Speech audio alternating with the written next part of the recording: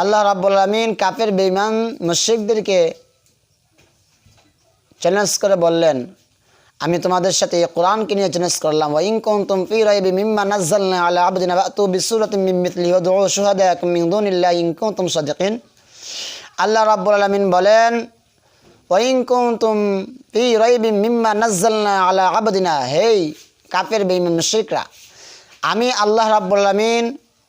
আমার বান্দাদের উপর যেই কোরআন অবতীর্ণ করেছি,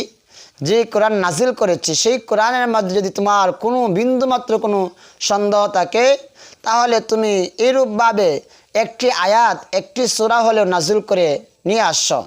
অনুরূপভাবে তুমি একটি আয়াত এবং একটি সূরা তুমি সৃষ্টি করে, নাজিল করে, অবতীর্ণ করে, বানিয়ে তুমি নিয়ে আসছো। মিন দুনিল্লাহ,